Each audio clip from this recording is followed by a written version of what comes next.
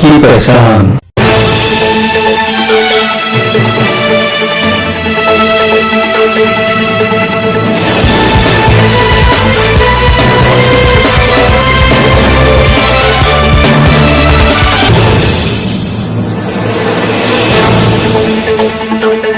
चार दिन के अंदर बालाशोर में 2 बार गोली फायरिंग जैसे वारदात हो जाने पर जहां बालाशोर की आवाम में खौफ और दहशत, गम और गुस्से का माहौल नजर आ रहा है, तो वहीं ओपोजिशन सियासी पार्टियों को तो गोया एक मौका सा मिल गया है।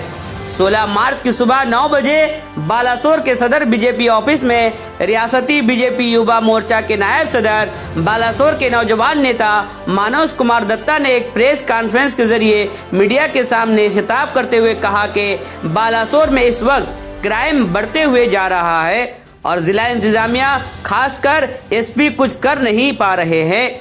मजीद उन्होंने कहा कि अगर 10 दिन के अंदर ही बल्लामगढ़ी गोली फायरिंग मामले के मुलजिमों को नहीं पकड़ पाए तो एसपी साहब का तबादला कर देनी चाहिए। मानस दत्ता ने कहा कि ज़मीनी इंतखाब के वक्त ओडिशा के वजीर आला ने खुद कहा था कि बालासोर की जिम्मा मैं लेता हूं, लेकिन तब से ही बालासोर में हर एतबार से वारदात बढ़ते ही चले जा रहे हैं और बालासोर एसपी हाथ पे हाथ धरे बैठे हैं। अगर 10 दिन के अंदर इन तमाम मामलों पर तवज्जो नहीं दिया गया तो बीजेपी आगे कदम बढ़ाते हुए रास्ते पे उतरेगी और जोरदार एहतजाज भी किया जाएगा। नहीं, देखिए, बालेश्वर पूरा एकदम अपराधियों का भूसर हो गया है।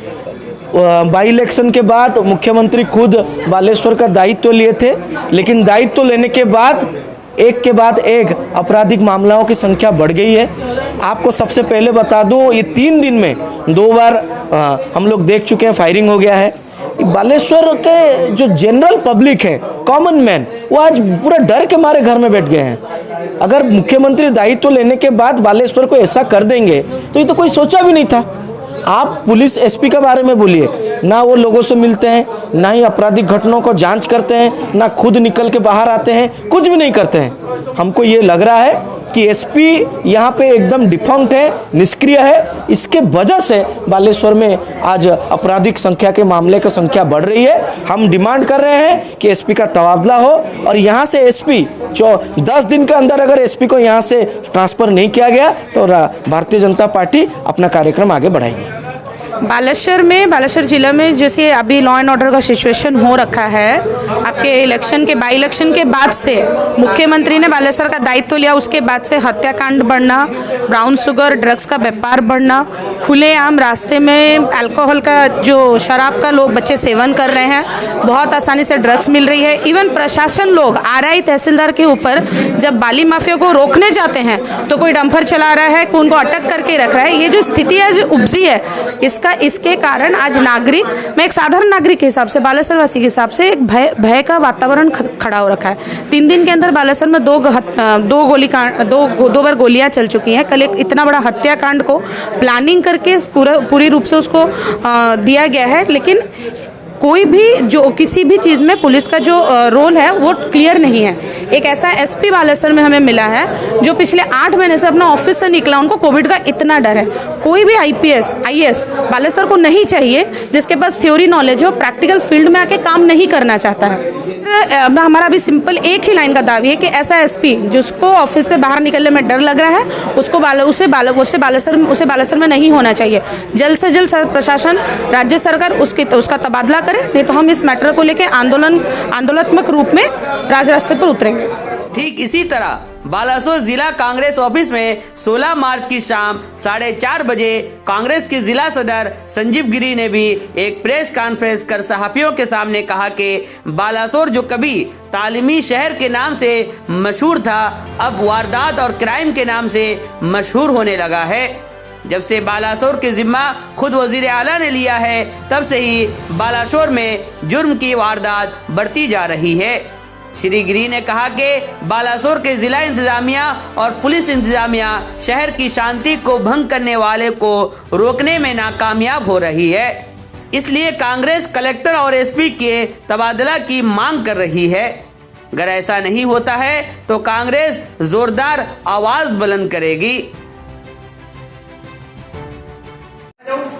जो शिक्षा नगरी एक क्राइम नगरी होगा जाऊँगी बालेश्वर ताकू बंचाए ताकू रक्षा कराए एवं ये जिला प्रशासन पुलिस प्रशासन अपरागता तुरंत जिलापाल और एसपी को बदली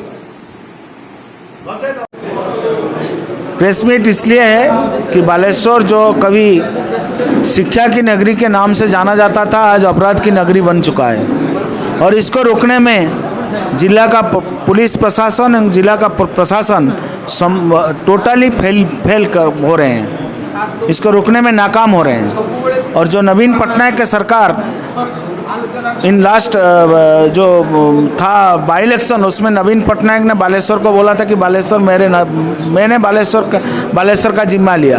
जब से नवीन पटनायक ने जिम्मा लिया बालेश्वर के लोगों ने तो भर भर के वोट दी के उनको जिताया उनका कैंडिडेट को, लेकिन वहीं से बालेश्वर का परिस्थिति जो लॉ एंड ऑर्डर सिचुएशन दिन पर दिन खराब होता जा रहा है। तो इसलिए जो लोग जिम्मेदार है इसके लिए ये संभालने के लिए जो लोग इसको संभालना चाहिए था वो लोग नाकाम हुए हैं, जैसे कि एसपी एंड कलेक्टर। हमारा दावी ये है, हमारा डिमांड ये है कि बालेश्वर को अपराध मुक्त कीजिए, एक्शन लीजिए और जो लोग काम नहीं कर पा रहे हैं इस काम नहीं कर पा रहे हैं उनको तुरंत तबादला कीजिए। हम लोग अगले अप्रैल महीना में बालासर का जो लॉ एंड ऑर्डर सिचुएशन खराब होता जा रहा है उसके विरुद्ध में एक ज़बरदस्त संग्राम करने जा रहे हैं, ज़बरदस्त विक्षोभ करने जा रहे हैं। मेरा नाम अर्चना नंदी, मैं राज्य महिला कांग्रेस की साधारण संपादिका हूँ। आज आप जानते हो बालेश्वर जैसा सारा उड़ीसा में बालेश्वर का एक नाम था, शिक्षा का स्थान में वो सबसे ऊपर था। लेकिन आज बालेश्वर का परिस्थिति जो हुआ आप सबको मालूम है। बालेश्वर में आज हर दिन बातों में कैसे फायरिंग होता है, ये बालेश्वर नहीं था 10 साल पहले या 5 साल पहले, ये बालेश्वर नहीं था। हम इसलिए कहना चाहते हैं कि अब जो प्रशासनिक अधिकारी लोग हैं, जो भी एसपी बोलिए, आपका पुलिस थाना बोलिए, कलेक्टर बोलिए, जो भी आप बोलिए, जितना ये से ध्यान दे के बालेश्वर को विशेष करके पुलिस डिपार्टमेंट जितना करना चाहिए वो उनका इंटेलिजेंस फेल मारता है, वो इंटेलिजेंस उनका काम नहीं कर रहा है, यह हम लोग उपलब्धि करते हैं। और आगामी दिन में ऐसे चलता रहता तो महिला कांग्रेस इसका जरूर जवाब देगा और हमारा कांग्रेस का सारा विंग्स इसके लिए आगामी दिन में जरूर इसका जवाब मांगेगा।